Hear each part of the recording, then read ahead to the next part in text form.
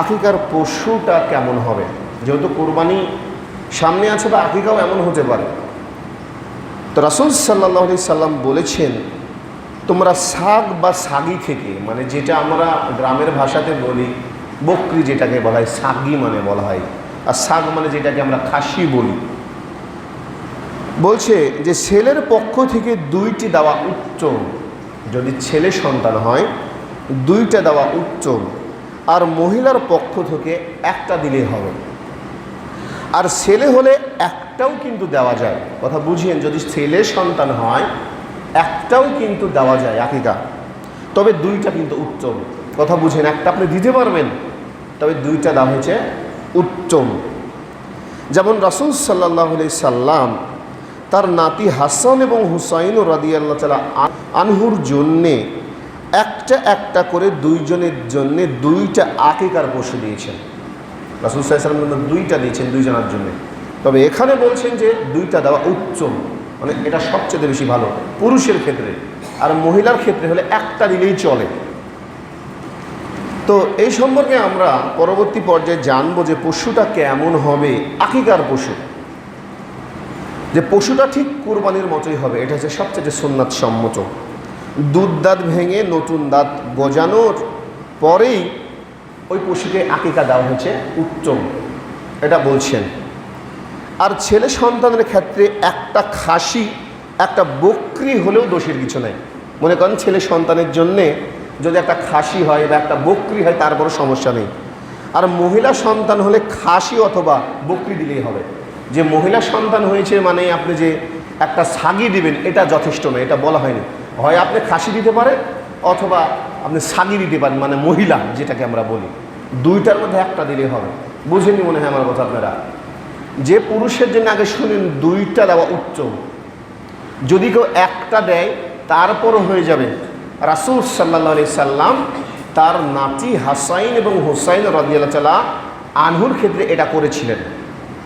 আবার বলছেন যে যদি পুরুষের ক্ষেত্রে 1টা সাগ, যেটাকে আমরা খাসি বলি, আর 1টা সাগি যদি দিই তারপরও হয়ে যাবে। তবে যদি আপনি 2টা খাসি দেন তারপরও হয়ে যাবে। আর যদি মহিলার সন্তান হয়, হয় 1টা সাগি দিবেন, না হলে 1টা সাগ দেবেন, যেটাকে খাসি বলা হয়, দিলেই হবে। এখানে কোনো ঝামেলার কোনো বিষয় নেই। কুরবানির ভাগের মধ্যে আকিকা দেওয়া, ভালোভাবে শুনুন, যে কুরবানির ভাগের মধ্যে আকিকার কোনো ভাগের সুস্পষ্ট দলিল নাই, কিন্তু কথা বুঝেন, যে অনেকেই কুরবানি এবং আকিকাকে একত্রিত করেন, কিন্তু এর সুস্পষ্ট কোনো দলিল নেই। কারণ কুরবানি ও আকিকা 2টা কিন্তু পৃথক একটা ইবাদত, 2টাই কিন্তু পৃথক ইবাদত। তাই একই পশুতে কুরবানি ও আকিকা 2টি একসাথে করার বিধান কিন্তু নেই। যে একটা পশুতেই আপনি বললেন যে এই পশুতেই আমি কুরবানিও দেবো আবার আকিকাও দেবো, এটা কিন্তু বলা নেই। আকিকা এবং কুরবানি যদি একই দিনে হয় তখন কি করবেন? বাচ্চা মনে করেন 1টা হয়ে গেছে, তো 7ম দিন দেওয়া তো উত্তম সুন্নতি পদ্ধতি। এখন 7ম দিনে মানে 7 দিনের দিনেই আপনার 1টা ছেলে অথবা মেয়ে হয়েছে, তখন কি করবেন? দাওয়াত হয়েছে সুন্নাত। বলছে আকিকা কুরবানি একই দিনে হলে সামর্থ্য যদি থাকে, অর্থ সম্পদ যদি থাকে, তাহলে 2টাই করবে। ব্যক্তি যদি সামর্থ্য থাকে 2টাই করবে। আর সম্ভব না হলে আকিকা করবে। যদি সম্ভব না হয় 2টা দিতে, তাহলে শুধু আকিকাটাই করবে। কেননা আকিকা দেওয়া 7ম দিনে কিন্তু উত্তম। বুঝেননি মনে হয় আমার কথা? যে ওই ব্যক্তির যদি 7ম দিনে আকিকা দেওয়ার বিধান আছে উত্তম, যেটা যে ওই দিনে মনে করেন কুরবানিও পড়ে গেছে, তো বলছেন যে উলামায়ে কেরামগণ যে 2টা দেওয়া যাবে, কোনো সমস্যা নেই, যদি সে সামর্থ্যবান হয়, সে যদি দিতে পারে। আর যদি সামর্থ্যবান না হয় তখন কি করবে? যদি সামর্থ্যবান না হয় তাহলে সে শুধু আকিকাই করবে, কেননা 7ম দিনে আকিকা করা হচ্ছে উত্তম। কথা বুঝেননি মনে হয় আমার? না, আচ্ছা, এটা হচ্ছে উত্তম। ভালোভাবে কথাগুলো বুঝবেন। এবার দেখুন, শিশু জন্ম নিলে কি করবে? ইমাম ইবনুল কাইয়িম রাহিমাহুল্লাহ বলেছেন যে আজান দেওয়া যাবে শিশুর কানে, আর আমরা আজানটা কিন্তু দিই। আবার আরব উলামায়ে কেরামগণ বলেছেন যে আজান সম্পর্কিত যে শিশু জন্ম হলে দিতেই হবে, হাদিসটা আছে তবে দুর্বল। যে হাদিসটা আছে তবে দুর্বল। দেখুন এর মধ্যে কিন্তু ইখতিলাফ আছে, মত পার্থক্য আছে। এরা বলছেন যারা আরব উলামায়ে কেরামগণ, দেখুন জোরে জোরে আজান দেওয়া সম্পর্কে শিশুর কানে এটা কি বলছে ইসলাম, যে আজান দিবে কোলে নিয়ে, বা কোনো আলেম বা কেউ যাতে আস্তে আস্তে বাচ্চার কানে আজানটা দেয়। কারণ দুনিয়াতে ভূমিষ্ঠ হওয়ার পর, জন্ম নেওয়ার পর যাতে খারাপ কোনো কথাবার্তা বাচ্চা না শোনে, মানে এটা হচ্ছে উলামায়ে কেরামদের মতামত, যে বাচ্চার কানে সে আস্তে আজান দিলে হবে। কেউ বলছেন যে আজান দিতেই হবে এমন কোনো নেই, তবে দিলে ভালো। আবার বলছেন যে কেউ যদি জোরে দেয় যে তার তাওহীদ ঘোষণা করার জন্য, আল্লাহর বড়ত্ব ঘোষণা করার জন্য, তবে দিতে পারে। এই জন্য মত পার্থক্য আছে। এটা তেমন কোনো ইয়া নেই যে এটা নিয়ে আপনি একটা আলেম যদি কেউ দেয়, বললেন যে আমার হুজুর নিষেধ করেছে, তুমি দিচ্ছ, ও দেয় না, এটা হচ্ছে ইখতিলাফ। আপনি যদি আপনার বাচ্চার আজান নাও দেন, ওকে যদি ইসলাম ধর্ম শিক্ষা দেন, আলহামদুলিল্লাহ ভালো। আবার আপনি আজান দিলেন যে পৃথিবীর বুকে আসার সময় অসার কথাবার্তা শুনলো না, আলহামদুলিল্লাহ আরও ভালো। তো এটা নিয়ে কোনো ঝামেলা করার দরকার নেই। এবার দেখুন শিশু জন্মের পর করণীয়। শিশু যদি ভূমিষ্ঠ হয়, শিশু যদি জন্মগ্রহণ করে, কোনো দিনদার হকপন্থী আলেমের কাছে গিয়ে তাহনিক করাবে। তাহনিক মানে কি জানেন? এই যে আপনারা গ্রামের ভাষায় বলেন না যে মিষ্টি মুখ করানো মুখে বাচ্চার ক্যারে, মানে এটা কথার কথাতে বলে যে কোনো ঝগড়া লাগলে যে ক্যারে জন্মের সময় বাচ্চার মুখে কি কোনো মধু দেয়নি, যে মুখে হাসি নাই বলে, কিন্তু এটা তো এটাকে বলেছে তাহনিক করানো। ইসলামে তাহনিকের অর্থ হচ্ছে যদি কোনো বাচ্চা ভূমিষ্ঠ হয়, তাহলে যে দিনদার ব্যক্তি হয়, সে বুঝে ধর্ম সম্পর্কে, তার মধ্যে কোনো ঝামেলা নেই, বুঝে, সে ধর্মটা বুঝে অন্তত। তো এইসব লোকের কাছে গিয়ে তাহনিক করাবে, শিশুর জন্য দোয়া করবে। এবং রাসূল সাল্লাল্লাহু আলাইহি সাল্লামের কাছে সেই জামানাতে যখন কোনো বাচ্চা জন্মগ্রহণ করতেন, তখন তাদের পিতা মাতারা রাসূল সাল্লাল্লাহু আলাইহি সাল্লামের কাছে গিয়ে তাহনিক করাতেন, মানে খেজুর চাবিয়ে চাবিয়ে চাবিয়ে চিবিয়ে, যেটাকে বলেছে মুখ থেকে ওই বাচ্চার মুখে দিতেন। এটাকে হচ্ছে তাহনিক করানো। এটা আছে ইসলামে। বলছে সবচেয়ে ভালো হচ্ছে যদি কোনো দিনদার ব্যক্তি, ভালো মানুষ থাকে, বাচ্চা যদি জন্মগ্রহণ করে, ওই আলেমের কাছে গিয়ে নিয়ে যাবে, সে খেজুর পারে অন্তত চাবিয়ে ওই বাচ্চার বা চিবিয়ে মুখে দেবে। এটা হচ্ছে তাহনিক করানো যাকে বলা হয়। দেখুন যে 7 দিনের আগে যদি বাচ্চা মারা যায়, তাহলে সেক্ষেত্রে কী করবে? সহিহ আকীদার উলামায়ে কেরামদের মত যারা, তারা বলছেন যে 7 দিনের আগে যদি বাচ্চা মারা যায় তাহলে আকিকা হবে না, যে তার দেওয়ার দরকার নাই, যেহেতু 7ম দিনে দেওয়া উচ্চ। এবার দেখুন যে যদি মান্যত করে কেউ, মান্যত তো বুঝেন, রাসূল সাল্লাল্লাহু আলাইহি ওয়াসাল্লাম বলছেন তোমরা মান্যত করলে, সঠিক মান্যত যদি হয়, তোমরা মান্যত পূর্ণ করো। মনে করেন আমি এর আগেও বলেছি 2-3 জুমা আগে, যে আপনার বাড়িতে একটা ছাগি বা ছাগল বা গরু বা ভেড়া বা দুম বা যেটাই বলেন, উট, যে কোনো কারণবশত আপনার বাচ্চা হলো, বা আপনি আগেই বললেন যে ওই উটটা বা ছাগি বা ছাগল অসুস্থ হয়ে পড়লো, যে আল্লাহ যদি এ বেঁচে থাকে তাহলে এর জন্য আমি আকিকা করব। অথবা বললেন আল্লাহ যদি আমার এই পশুটা বেঁচে থাকে এর জন্য আমি কুরবানি করব, তাহলে আপনাকে ওটাই করতে হবে। কথা মনে হয় বুঝেননি? বুঝেননি? আমার কথা বুঝতে পারেননি? আপনি মানে মনে মনে প্রতিজ্ঞা করেছেন, ইরাদা করেছেন আল্লাহর কাছে যে আল্লাহ যদি আমার মেয়ে সন্তানই হোক বা পুত্র সন্তানই হোক, সর্বপ্রথম যদি হয়, তাহলে এই যে আমার ছাগি বা ছাগল বা উট বা দুম্বা বা ভেড়া বা গরু যেটাই বলেন, যে এটা আমি আকিকা করব, তাহলে আপনাকে শুধু আকিকাই করতে হবে, অন্য ক্ষেত্রে পারবেন না। যদি আপনি মনে করেন যে বাচ্চাটা আমি বেচে দেবো, বেচে দিয়ে 3টা 4টা 5টা কিনবো, চলবে না, আপনি তো ওটাকেই করেছেন। অথবা যদি বলেন যে আল্লাহ আমার এই পশুটা অসুস্থ, যদি বাঁচিয়ে আপনি রাখেন তো এটাকে আমি কুরবানি দেবো, তাহলে আপনাকে কুরবানি দিতে হবে। কেন? রাসূল সাল্লাল্লাহু আলাইহি ওয়াসাল্লাম বলছেন ইন্নামাল আমালু বিন্নিয়াত, প্রত্যেকটা কাজ কিন্তু নিয়াতের উপর নির্ভরশীল। এখন কি হয়, লোক সমাজে হয়তো এটা বলার কারণে কেউ যদি ভুল করে, বলিয়েন না যে দেখ তোরটা হবে না, এই সেই, আপনি তাকে বুঝাবেন, তার হয়তো বা জানা না থাকতেও পারে। মানুষ তো আসলে আমভাবে তো সকলেই সব কিছু জানে, এটা ভুল। যদি জানা না থাকে তাকে বলবেন যে দেখো বাবা বা মা, চাচা, ভাই, বোন, আসলে তো ইসলাম এটাকে বলেনি, সে যাতে বুঝে পরবর্তীতে যাতে এটা না করে, এটা আপনাকে বুঝিয়ে বলতে হবে যে আপনি এটা করেছেন। তবে আমি বিশেষ করে ভালোভাবে বলি, যারা মহিলা থাকে এদেরকে আমি বলি যে আপনারা কথাগুলো মনোযোগ দিয়ে শুনেন, কারণ আমি এখানে প্রায় 2-3 জুমা ধরে যদি হয় আমি দেখবেন একই কথা কিন্তু অনেকবার রিপিট করি, বারবার কিন্তু বলার চেষ্টা করি। কেন জানেন? যাতে এই বিষয়টা বুঝে। রাসূল সাল্লাল্লাহু আলাইহি ওয়াসাল্লাম যখন কোনো গুরুত্বপূর্ণ কথা বলতেন 3 বার করে বলতেন। গুরুত্বপূর্ণ কথা বলে রাসূল সাল্লাল্লাহু আলাইহি ওয়াসাল্লাম 3 বার করে বলছেন। এই জন্য আপনি দেখবেন যে খুতবার অনেক বিষয়গুলো কিন্তু আমি আগের খুতবা প্রায় নিয়ে আসি। কেন বলুন তো? যাতে বিষয়টা বুঝতে সমস্যা না হয়। তো এই জন্য বলছি, যদি কোনো জিনিস আপনি পশু যদি আকিকা বা কুরবানি যেটাই বলেন ইরাদা করেন, প্রতিজ্ঞা করেন, নিয়াত করেন, তাহলে আপনাকে ওটাই করতে হবে। বুঝেননি মনে হয়? এটা হচ্ছে নিয়াত, এটা নিয়াত আপনার। এমন জিনিস আপনি মনে করেন আল্লাহ রাব্বুল আলামিন বলছেন কোনো ব্যক্তি যদি ভালো কাজের নিয়াত করে ও কাজে পরিণতই করেনি, বলছে তার জন্যও আমি সওয়াব লিখেছি, সুবহানাল্লাহ। কিন্তু কোনো ব্যক্তি মনে মনে প্রতিজ্ঞা করেছে, ইরাদা করেছে যে একটা খারাপ কাজ করবে, কিন্তু ওই ব্যক্তি খারাপ কাজটা করলো না, আমি আল্লাহ রাব্বুল আলামিন তার পাপ লিখি না, সুবহানাল্লাহ। আল্লাহ এতটা ভালোবাসেন, এতটা ভালোবাসেন। অথচ আপনি মনে মনে প্রতিজ্ঞা নিয়েছেন আমি ভালো কাজ করবো, আল্লাহর সাথে সাথে সওয়াবটা বলেন যে লেখ, ফেরেশতাদেরকে বলেন। তো এইরকম আল্লাহ যে দয়াবান, দয়াশীল, ক্ষমাশীল, আল্লাহ রহমান আর রহিম, আল্লাহ রাব্বুল আলামিন এইরকম ভালোবাসেন। আল্লাহ রাব্বুল আলামিন নিজেই বলছেন যে পৃথিবীর যে মানব এবং দানব যত কীট পতঙ্গ আছে এই সবার মধ্যে শুধুমাত্র আমি 1 ভাগ দুনিয়ার বুকে ছড়িয়ে দিয়েছি, আর 99 ভাগ আমি আল্লাহ রাব্বুল আলামিন আমার কাছে রেখে দিয়েছি। আর এই 1 ভাগের কারণে হিংস্র পশু তার বাচ্চার উপর থেকে থাবা তুলে নেয় যাতে বাচ্চা কষ্ট পায়। এই শুধুমাত্র 1 ভাগের কারণে পিতা মাতাকে ভালোবাসে, সন্তানকে পিতা ভালোবাসে, মাতা ভালোবাসে।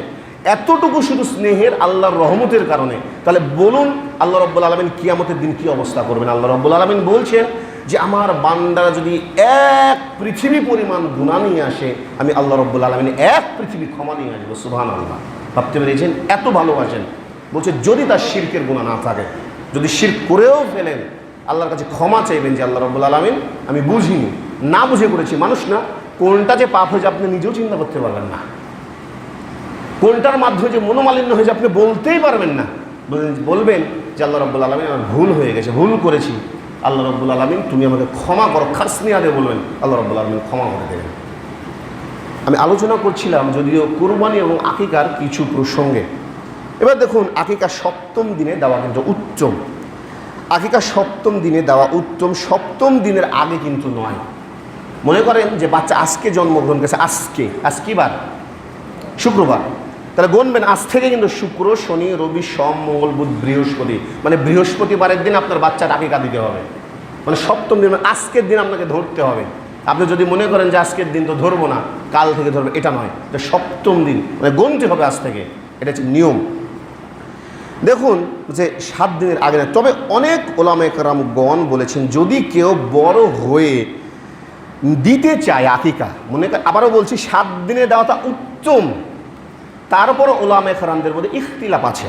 তাই বলছি অনেক ওলামায়ে কেরামগণ বলছেন যদি কেউ বড় হয়ে নিজের আকিকা নিজে দিতে চায়, আগে দেয়নি, সামর্থ্য ছিল না, তাহলে দেওয়া যেতে পারে, তবে এটা উত্তম নয়। কথা বুঝেননি মনে হয়?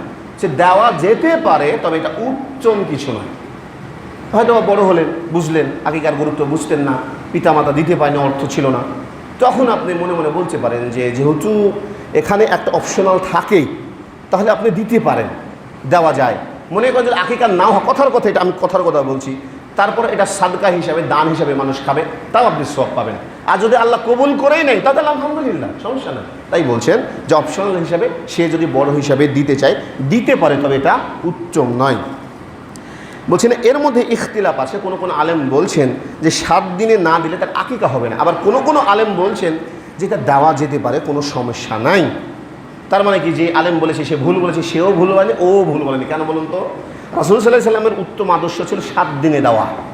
কথা বুঝেননি?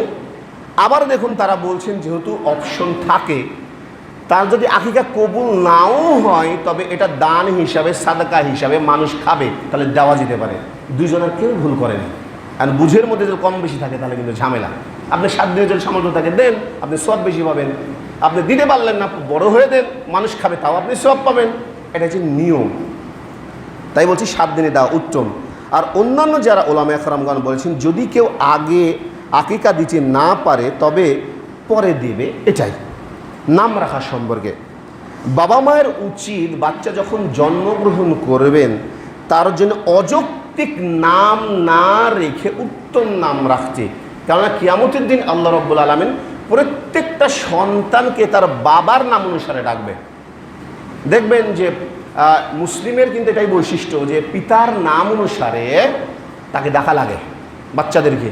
এখনও দেখবেন যারা আরব ভূখণ্ডে আছে, এখান থেকে ভারত থেকে পাকিস্তান চলে যান একদম ইরাক, ইরান, জর্ডান, মিশর, লেবানন, সৌদি আরব, এগুলোনে যাবেন দেখবেন প্রত্যেকটা ব্যক্তির নাম অনুসারে আছে। যেমন বর্তমানে হয়েছে প্রেসিডেন্ট সৌদি আরবের হয়েছে বাচ্চা সালমান, তোর নাম হচ্ছে সালমান বিন আব্দুল আজিজ, মানে তার পিতার নাম হচ্ছে আব্দুল আজিজ। বুঝেননি মনে হয়? পিতার নাম যারা মুসলিম তারা দেওয়া লাগে বিন, মানে হচ্ছে পিতা, মানে এর ছেলে ও, এটা হচ্ছে নাম। তাই উচিত বলছেন যে যদি বাচ্চা জন্মগ্রহণ করে তার নাম আজে বাজে না রেখে, রকি, খেন্তি, বেন্তি, মেন্তি যদি না রেখে একটা ভালো নাম রাখে, এটা হচ্ছে সবচেয়ে উত্তম কাজ। আর কিয়ামতের দিন আল্লাহ রাব্বুল আলামিন ওই নামে ডাকবে। যদি কোনো ব্যক্তির মনে করেন যে খারাপ নাম থাকে, ওই ব্যক্তি যাতে স্কুল পর্যায়ে যদি যায় ওই নামটা পরিবর্তন করে সুন্দর তার নামটা রাখে। এবার দেখুন, কোনো বেধর্মী বা অত্যাচারী শাসকের নামেও যাতে কোনো ব্যক্তির নাম না রাখে, বেধর্মী বা অত্যাচারী শাসকের নামে না রাখে। যেমন মনে করেন আমেরিকার প্রেসিডেন্টের নামে রাখেন ডোনাল্ড ট্রাম্প, স্পষ্ট হারাম, নিষেধ, বলছে ওই নামই রাখা যাবে না। বা কোনো শক্তিশালী নমরুদ, ফেরাউন, হামান, এসবের নামেও যদি বাচ্চার নাম রাখেন স্পষ্টভাবে হারাম। রাসূল সাল্লাল্লাহু আলাইহি ওয়াসাল্লাম কথা বলেছেন। তাই বলছেন যদি কারো খারাপ নাম থাকে, যখন সে পরীক্ষা দেবে সার্টিফিকেটে যাতে তার নামটা পরিবর্তন করে দেয় এবং ভালো নামে ওই পিতা, ওই মাতা যাতে বাচ্চাকে ডাকে, এটা হচ্ছে ইসলামের নিয়ম। এবার দেখুন কুরবানি সংক্রান্ত অন্যান্য মাসালা আপনাদেরকে এর আগেও বলেছি, যারা এখনও উপস্থিত আছেন আমি এর আগেও বলেছি, কথাটা শুনুন। যে রাসূল সাল্লাল্লাহু আলাইহি সাল্লাম বলছেন যে যেই ব্যক্তির সামর্থ্য আছে, আমি বলছি না, বারবার রিপিট করি কিন্তু কথা বললাম, যেহেতু সামনে বৃহস্পতিবার দিন কুরবানি, যে যেই ব্যক্তির সামর্থ্য আছে, সামর্থ্যবান ব্যক্তি, কে সামর্থ্যবান ব্যক্তি ও জানে। মনে করেন যে অনেক ব্যক্তি দেয় না, সেটা তার বিষয়, কিন্তু হাদিসটা শুনুন, বলছে যে আর সামর্থ্য আছে ওই ব্যক্তি যদি কুরবানি না দেয় তাহলে সে যেন আমার ঈদগাহের ময়দানে না আসে, এটা স্পষ্ট হাদিস। এখন যদি কোনো ব্যক্তি না দেয়, এখানে আলাদা করে বলার কিছু নাই যে ও দিল না তো ওকে আমরা কি দেব, এটা তো বুঝতেই পারছেন হাদিসের ব্যাখ্যা কি। এখন কি বলা লাগবে চাইতে বেশি বলুন? আল্লাহ বলছেন যে যারা জ্ঞানী ব্যক্তি তাদের জন্য আমার এতটুকু ইশারা উপদেশই যথেষ্ট। আপনি বুঝতে হবে এই জিনিসগুলো। আমি একদম স্পষ্টভাবে বলবো যে এই কাজ করবেন। আল্লাহ আপনাকে জ্ঞান দিয়েছেন, বুদ্ধি দিয়েছেন, বিচার দিয়েছেন, বিবেক দিয়েছেন, অন্য প্রাণীর দেয়নি কেন বলুন তো? দেয়নি এর কারণে মানুষ হচ্ছে সৃষ্টির সেরা মাখলুকাত। হযরত আদম আলাইহিস সালামকে যখন আল্লাহ রাব্বুল আলামিন সৃষ্টি করলেন, ওকে পৃথিবীর যা কিছু আছে সব কিছু শিখিয়ে দিয়েছেন যে এটা কি হবে, এটা কি হবে, ভবিষ্যতে কি হবে, এটা কি হবে, এই জিনিসের নাম কি হবে, মানুষ কি আবিষ্কার, প্রত্যেকটা জিনিসের নাম আল্লাহ রাব্বুল আলামিন শিখিয়ে দিয়েছিলেন। যার কারণে মানুষের মধ্যে জ্ঞান আছে, বুদ্ধি আছে, বিচার আছে, বিশ্লেষণ করার মতো ক্ষমতা আছে। মানুষ এই জন্য সৃষ্টির সেরা জীব, এই জন্য মানুষের হিসাব হবে। যে পাগল তার কোনো হিসাব নাই, বুঝেনি? পাগল তার কোনো হিসাব নাই, ও তো জ্ঞানী নেই, বুদ্ধি নেই, বিবেকই নাই। শুধু মানুষের হিসাবে যে ব্রেন নাই, কে কতটুকু ষড়যন্ত্র করেছে, কে কতটুকু ভালো কাজ করেছে, কে অন্যায় করেছে, এর উপর হিসাব হবে। এর উপর কাকে অন্যায় করেছেন, কার উপর অন্যায় কথা চাপিয়ে দিয়েছেন, প্রত্যেকটা বিষয় আল্লাহ রাব্বুল আলামিন বলছেন দুইবার দুইজন সম্মানিত লেখক আমি স্থাপন করেছি, কিরামান কাতিবিন, দুইজন সম্মানিত লেখক। সাবধান, এইসব বিষয় থাকতে হবে। তাই বলছেন দেখুন যে রাসূল সাল্লাল্লাহু আলাইহি ওয়াসাল্লাম বলছেন যার সামর্থ্য আছে, সামর্থ্যবান ব্যক্তি, সে যদি কুরবানি না করে তাহলে সে যেন ঈদগাহের ময়দানে না আসে। এখন মনে করেন অনেক ব্যক্তি থাকে, এরকম থাকতেই পারে, আগের যুগেও ছিল, এখনও আছে, ভবিষ্যতেও থাকবে, যে সে হয়তোবা জমি বন্ধক নেওয়ার কারণে কুরবানি দেয় না। আপনি ওকে আগে দেখুন তো, আপনি চিন্তা ভাবনা করেন যে দেখ টাকা আছে, জমি বন্ধক নেয়, যেটা গ্রামের ভাষা কট নেই, আবার ফ্রিজ কিনেও দেয় না। আপনি আগে দেখুন, ওটা দেখাতে হবে যে নামাজি কিনা। ও যদি নামাজি নেই তোর কুরবানি কি, সালাত কি, জাকাত কি, আর হজ কি? এটা আপনি বলতে পারেন যে দেখছো টাকা পয়সা আছে আর এই কুরবানিটা দেয় না। কুরবানি হবে কি তাই চিন্তা করুন আপনি। ইসলামে তো প্রথম শর্তই যে কালিমার যখন সাক্ষ্য হয়ে গেল, ও 7 বছরের নিচে কোনো বাচ্চাকে মারবে না, তাকে বুঝাবে। 7 বছর হলেও তাকে বুঝাবে, মারবে না। তখন থেকে সালাতের জন্য তাগিদ। 10 বছর পর্যন্ত তাকে বোঝাতে হবে, যদি সে সালাত না পড়ে ওকে পিটিয়ে হলেও সালাত আদায় করাতে হবে, পিটিয়ে হলেও, নাহলে বাপের দায়িত্ব সে ওকে বাড়ি থেকে বাহির করে দেওয়া, সে ইমানদারি বাবার দায়িত্ব। এখন তো আমাদের সমাজের, আমি বারবারই বলি যে এমন অবস্থা হয়ে গেছে, বাচ্চাদেরকে এত পরিমাণে ভালোবেসে ফেলেছি, মানে ভালোবাসতে বাসতে বাসতে মাথার উপর তুলে ফেলেছে। ওই পিতারা দেখবেন শেষ সময় সে আফসোস করে। কেন বলুন তো? আফসোস করার কারণ কি জানেন? দিনই শিক্ষা তাদের মধ্যে থাকে না। আমি বলি আপনি জেনারেল লাইনে পড়েন, আপনাকে নিষেধ করেনি দেবো, ডাক্তার হন, ইঞ্জিনিয়ার হন, যা হবেন তাই হন, কোনো সমস্যা নেই, কিন্তু মূল দিনই শিক্ষাটা দেন।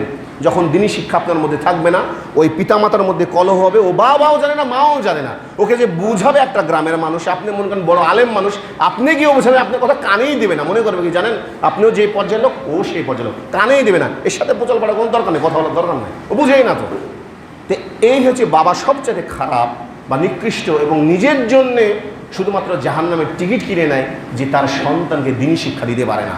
আমি বলছি আপনি যেখানে ইচ্ছা পড়ান, কোনো সমস্যা নাই, কিন্তু তাকে প্রকৃত দিনের সঠিক জ্ঞানটা দেন। না হলে আপনার বাচ্চা আজকে টিকটক করবে, নাহলে আপনার বাচ্চা আজকে খারাপ কথা বলবে, আপনার বাচ্চা কালকে গিয়ে আপনার ক্ষমাও চাইবে না, যে আপনি একটা ভুল যে করেছেন ক্ষমা চাইবে না, শেষ পর্যন্ত বৃদ্ধাশ্রমে হয় থাকা লাগবে, তাহলে মানুষের গিয়ে হাত পাতে খেতে হবে। এটা আমি বাস্তব কথা বলছি। আপনি খেয়াল করে দেখবেন যে সারা বাংলাদেশের যে রিপোর্ট আছে, এখানে আপনি ভালোভাবে খোঁজ করে দেখেন যে কোনো হুজুরের খেয়াল করে দেখবেন যে পিতা মাতা কিন্তু বৃদ্ধাশ্রমে যায় না, যায়, আপনি খোঁজ নিয়ে দেখেন হুজুরের ইনকাম কত থাকে, 5, 6, 7, 8 ঊর্ধ্বে গেলে এই বাজার অনুযায়ী 15, ওর মধ্যেও পিতাকে দেখে, মাতাকে দেখে, কষ্ট হলেও বাবাকে দেখে, অথচ দেখবেন 80,000, 90,000, 1 লাখ, 2 লাখ, 5 লাখ আছে, ওর বাবা মাকে বৃদ্ধাশ্রমে রেখে আসে। কিছুদিন আগের একটা রিপোর্ট দেখেছেন যে প্রায় বাংলাদেশের পরিপ্রেক্ষিতে 85% যারা শিক্ষিত, যারা জেনারেল শিক্ষিত আছে, ধার্মিক শিক্ষা নেই, এদের পিতা মাতাগুলো বৃদ্ধাশ্রমে বেশি থাকে, বৃদ্ধাশ্রমে সবচেয়ে বেশি থাকে এদের পিতা মাতারাই। তাহলে বলুন কি অবস্থা? তো ওই সন্তানের জন্য যদি সে বৃদ্ধাশ্রমে থাকে, আপনি মনে করছেন দোয়া করবে? অভিশাপ ছাড়া কিছু নেই। প্রত্যেকটা অশ্রুর ফোঁটা যখন নেমে পড়বে তখন অভিশাপ হয়ে দাঁড়াবে। কিছু কিছু জিনিস অভিশাপ দেওয়া লাগে না, অভিশাপ এমনিতেই হয়ে যায়। বলে না যে এই তুমি আমাকে অভিশাপ দিয়েছো, অভিশাপ দেওয়া লাগে না, অভিশাপ এমনিতে হয়ে যায়। মানুষের অন্তরে আঘাত লাগলে বুঝতে পারবেন কেমন জিনিস, যে কোনো জায়গাতে। আর যে কোনো জায়গা যদি আমি অনুরোধ করে বলছি, মিথ্যার কোনো আশ্রয় নিয়ে করবেন না, আপনি স্পষ্টভাবে বলবেন। আর যেটা আপনাকে মনে করে যে বললে গন্ডগোল ফেসাদ হতে পারে, ওটা গোপনে বলবেন মানুষকে। আমি বারবার যেই কথা বলছি, মিথ্যার আশ্রয় নিতে যাবেন না, এটা সবচেয়ে খারাপ। কারণ আল্লাহ অন্তর্যামী, আল্লাহ জানেন যে আপনার অন্তরের মধ্যে কী হচ্ছে। তাই বলছি যে চিন্তা ভাবনা এই সবগুলো করতে হবে, তাহলে অবস্থা খারাপ। দেখুন, আমি আলোচনা করছিলাম আকিকা এবং কোরবানির কিছু মাসাইল সম্পর্কে, যে টাকা ধার নিয়ে কোরবানি করার সম্পর্কে। এটাও বলেছি আমি যে টাকা ধার নিয়ে কোরবানি করা যাবে, তবে যদি ছেঁচড়াপোনা না করে। আমি এর আগেও বলেছি যে এক ব্যক্তির মনে করেন যে হঠাৎ করে মানুষের অভাব কিন্তু বলে গিয়ে আসে, টাকা না থাকতেই পারে। তো ও যদি পাশের বাড়ির একজনের কাছে বলে যে ভাই আমাকে 10,000, 15,000 টাকা দাও, হয়তোবা 2 মাস 3 মাস আমি সময় নিচ্ছি, এরপর কুরবানিটা হয়ে গেলে দিয়ে দেবো। দেখবেন যে লোকটা কেমন, যদি সে দিতে পারে, দিতে সক্ষম হয়, বা আরও কিছুদিন সময় নিল, তাকে ধার দিন, ধার দিয়ে কুরবানি করা যায়। তবে দেখবেন ওই ব্যক্তি যাতে 5 বছর 6 বছরে ছেঁচড়া বম্পনা করলে ওকে টাকা দিয়ে আপনার কুরবানি হবে না, ওকে ধার শত করে উঠছুম। বুঝেননি মনে হয় আমার কথা? দেখুন যে লোকটা ছেঁচড়া কিনা, গ্রামের ফ্যামিলি ছেঁচড়া, যে 5 বছর 6 বছর 7 বছর টাকা ফেলে রাখে, ওকে ধার দেওয়া মানে ভাববেন ও টাকা দিতে চাইবে না, আরও আপনাকে ঘোরাবে। আর যদি এরকম হওয়া যায় না, লোকটা ভালো, তার অবস্থাটা এখন হয়তো বা ভালো নেই, আল্লাহ রাব্বুল আলামিন যে কোনো কারণবশত অবস্থার করে দিয়েছেন, তখন করবেন কি সুন্দরভাবে তাকে ধার দিবেন, যদি আপনি সামর্থ্যবান হন। আল্লাহ রাব্বুল আলামিন এর বিনিময়ে ও যে কুরবানি দিয়েছে এর সওয়াবের ভাগ আপনিও পাবেন। এত সুন্দর জিনিস একটা, এটা হচ্ছে ধার দেনা করে কুরবানি দেওয়া যায়, তবে সেটা ছেঁচড়াপোনা না করে। এবার দেখুন, আবারও বলছি যে আরাফার দিনের সিয়াম সম্পর্কে, আবারও বলছি যে আরাফার দিনের সিয়াম, যেই দিন হাজিরা আরাফার ময়দানের দিন হজ করে, যেহেতু সৌদি আরবে ঈদ হবে সম্ভবত বুধবারের দিন, তাহলে মঙ্গলবারের দিন আরাফার দিন, কারণ আরাফার দিনের পরের দিনই কুরবানি করা হয়, তাহলে মঙ্গলবার দিনে একটা সিয়াম রাখবেন। কেন রাসূল সাল্লাল্লাহু আলাইহি সাল্লাম বলছেন, যেই ব্যক্তি আরাফার দিনে সিয়াম রাখবে তার পূর্ববর্তী 1 বছরের গুনাহ এবং পরবর্তী 1 বছরের গুনাহ সময় কাফারা হয়ে যাবে। সুবহানাল্লাহ। তো এই দিনের সিয়ামটা রাখার চেষ্টা করবেন। তার মানে এটা ভাবেন না যে আমি একটা তো সিয়াম করলাম, তাহলে আমার তো 1 বছরের আগের 1 বছরের গুনাহ মাফ হয়ে যাবে, তার মানে আমি আর ভালো কাজ করবো না। আল্লাহ রাব্বুল আলামিন বলছে তোমার যে নিয়াত নাই, এই নিয়াতটাকে আমি দেখি। তুমি চিন্তা ভাবনা যদি এটা নাও যে শুধু রমজান মাসে আমি নামাজ পড়ার, অন্য মাসে পড়বে না, আল্লাহ তোমার এই নামাজ কবুল করবেন না। যদি মনে করেন শুধু রমজান মাসেই শুধুমাত্র আমি ইফতারি করব রমজান মাসের কারণে, পরবর্তী মাসে যেমন আল্লাহ কোনোদিনও কবুল করেন না। কেন? ওই যে হাদিসে আমি যেটা বলছি যে ইন্নামাল আমালু বিন্নিয়াত, প্রত্যেকটা কাজ মানুষের নিয়াতের উপর নির্ভরশীল। উদ্দেশ্য যদি আপনার খারাপ থাকে তা আল্লাহ কবুল করবেন না, আর উদ্দেশ্য যদি ভালো থাকে আল্লাহ রাব্বুল আলামিন কবুল করে নেবেন। মনে হয় আমার কথা বুঝেননি আপনারা? না, যদি বুঝেন তা আলহামদুলিল্লাহ, না বুঝলে তো অবস্থা বেগোচ্ছে। এটা হচ্ছে নিয়ম।